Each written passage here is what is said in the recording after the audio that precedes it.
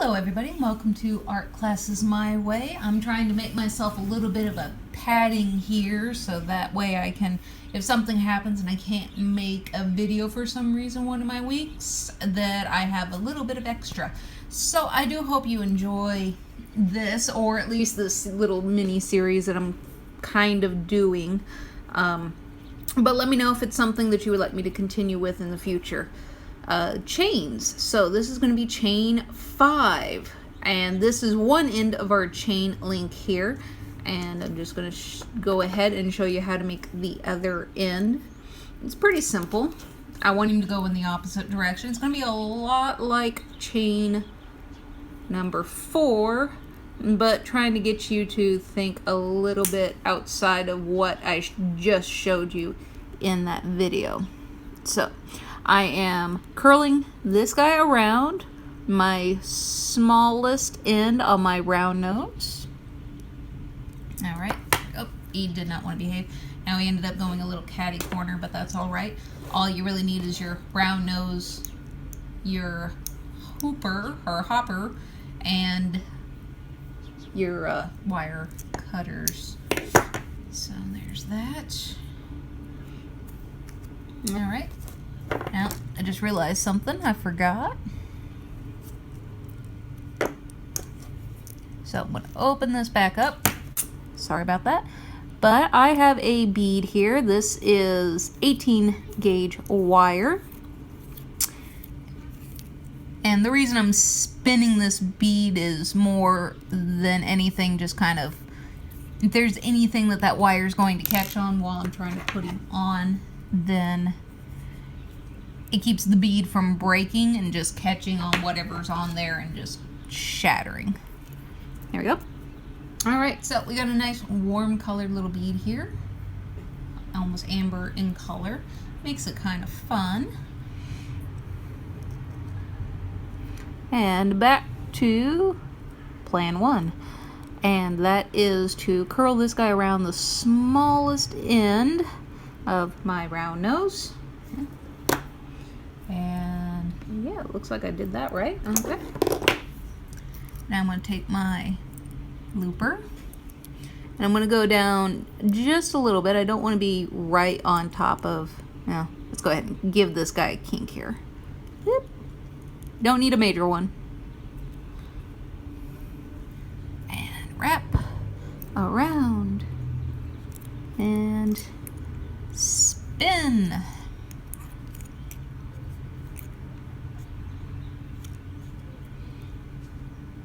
Kink in there.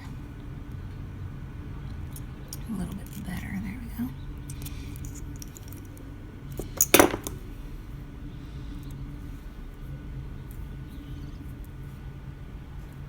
Alright. And pretty much from here it's just tweaking and playing with what you got.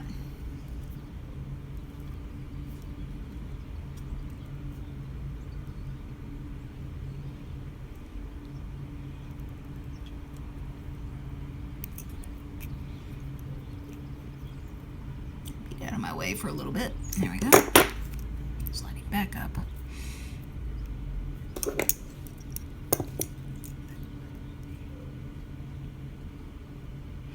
And get him out of my way again. Just slid him down the thing. There we go. Nice little hook. Sliding back up there.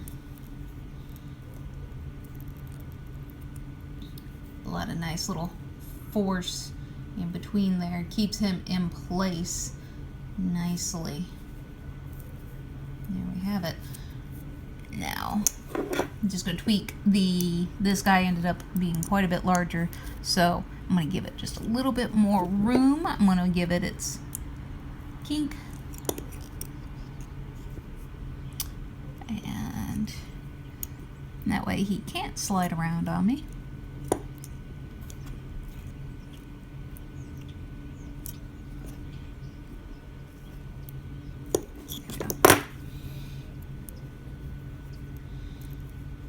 Now with this guy, I don't mind my hoops being of different sizes as much because that adds a little bit of whimsy to the overall piece. So that part is super duper simple. Just flatten him back out because he does not want to exactly lay flat.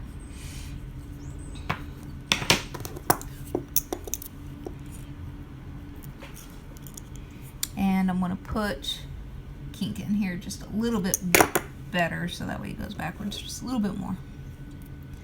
And you got a small amount of movement for here. Now, put that down.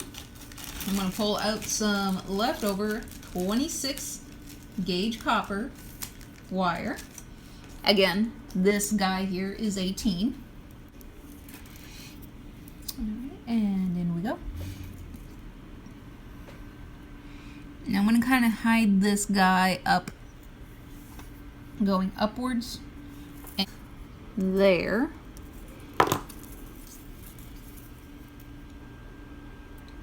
So I made him go in between. He went a little further than I wanted him to, so I'll get my nails in here. There we go. I'm going to cut some of this so that way I am not playing with a giant piece of wire for something so tiny. Alright, so there we go. Now I've got him in between here, kind of coming up here. That's going to get cut off, so I'm not going to worry too terribly much about what's going on right here.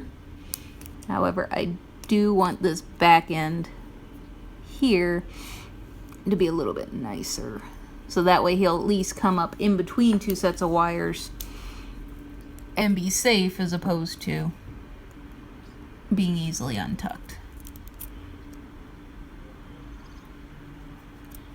There.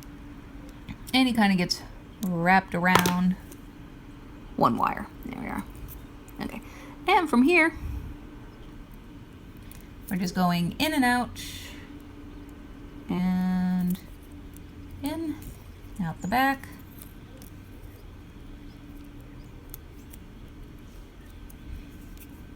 around, in,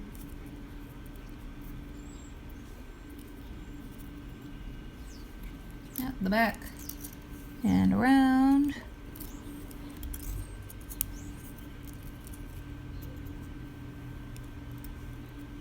And always remember to do this at least 3 times.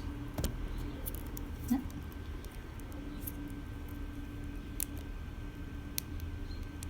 I think I definitely need to use my tripod that can get a whole lot taller and out of my way.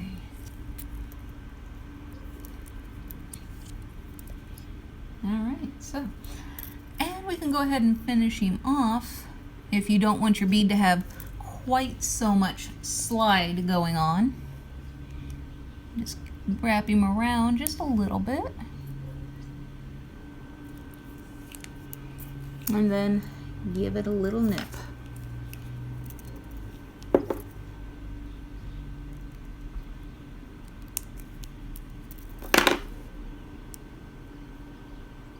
Just go ahead and make sure he's tucked down against that wire there nice and tight. And there we go. Alright, now we got one side done. And come through here, wrap around, and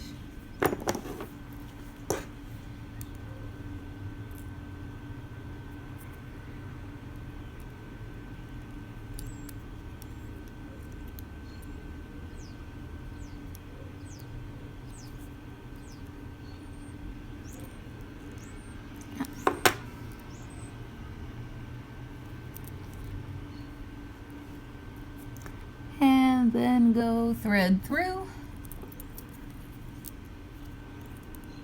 That's why I normally put my finger in between there, so that way I don't get any kinks by accident, which force this guy. There, and around, and through. There, he wanted to behave that time.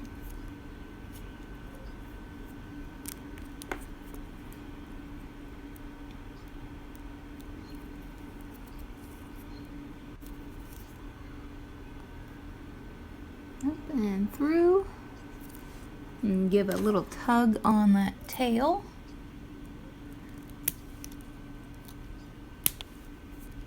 Yep, okay, nice and tight.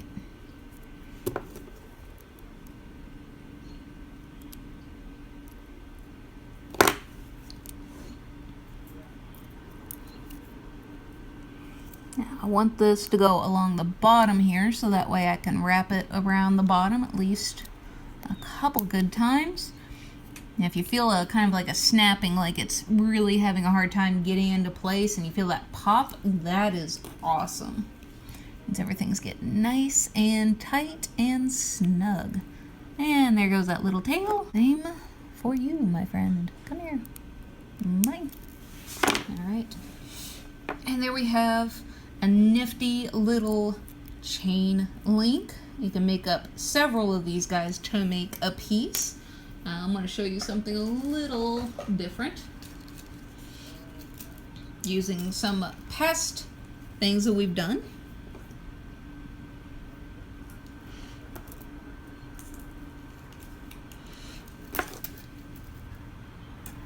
Now, it helps to cut the wire, 18 gauge by the way, if you actually use wire cutters as opposed to using round nose as if they are wire cutters, because we all know they are not. Alright, now I've got a selection of beads in here.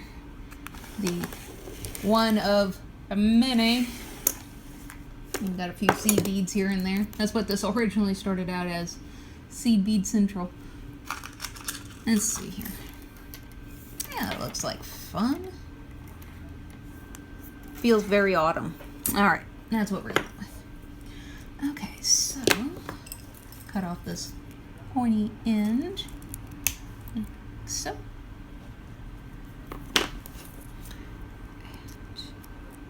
I have a hold of this guy about here. Nah, I want a bigger tail than that. Alright, maybe a little more. There. And we're going to go round and round. Yeah. And then we're going to give it a little kink, maybe. Come on.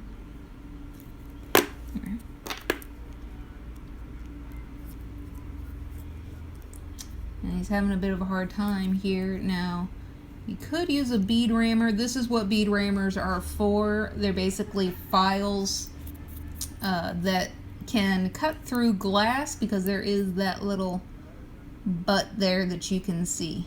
That is why they've invented the bead rammer.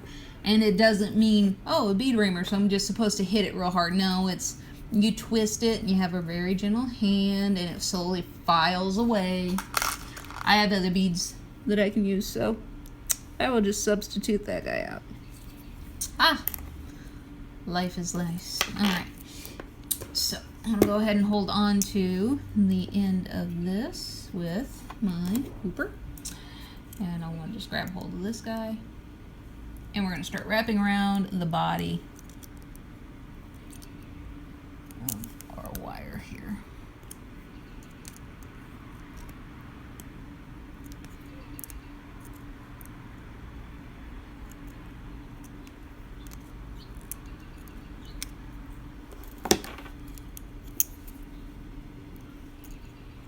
Now, this itty bitty tail is going to be very, very hard to deal with the round nose, so I am using my, basically the flat end is what's saving me here. I'm taking that and squeezing it into place since the round nose already gave it the nice curve needed. Just making sure everything's nice and snug. Alright, yep. Alright. And we can go in here and just give it a squeeze this way. Make sure everything is nicely stacked. Not always easy, but you know. You know what? This tripod's driving me nuts. I'll be right back. There we go. I think maybe that'll help out a little bit. I can zoom in myself. Okay. And we'll just slide that big boy on. And yeah, it was basically the equivalent of that. So up here, sure I give myself enough space to be able to get 3 wraps around.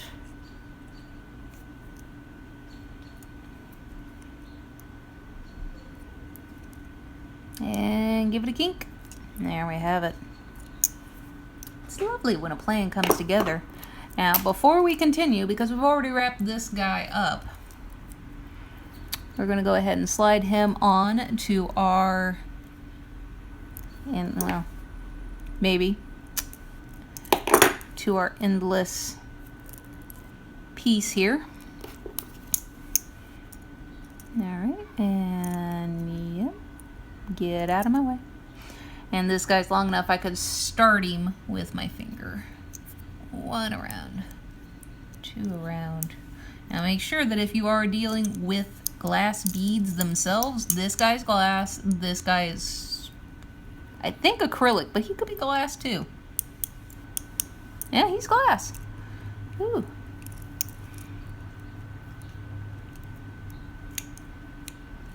It's not gonna work that way. Oh well.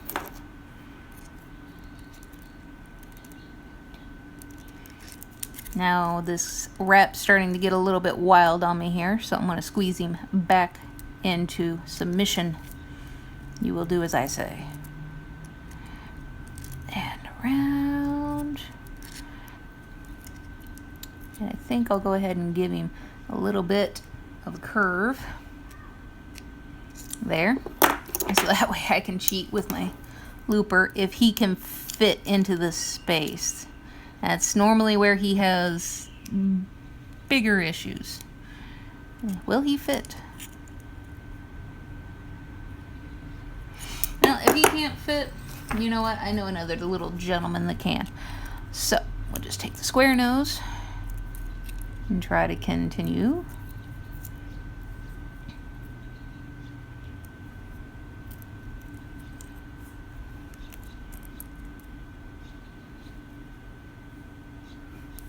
Not always easy. There we go.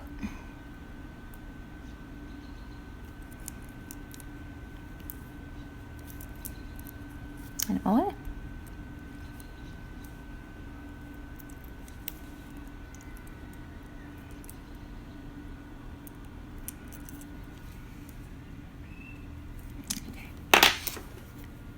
Cut that off because I'm tired of trying.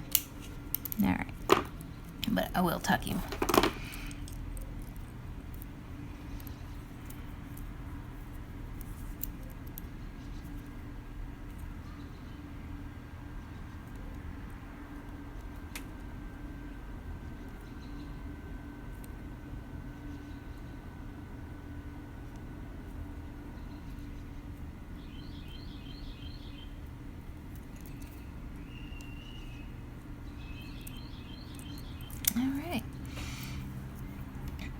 And there you have it. And we can go ahead and change pretty much the direction this guy is facing, so that way your more irregular and decorative piece is facing forward if you were to wear this as a necklace, which at this size probably would be a necklace as opposed to a bracelet.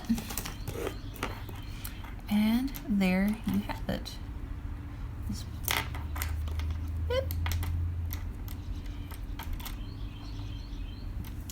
Alright, I hope you guys enjoyed this little video.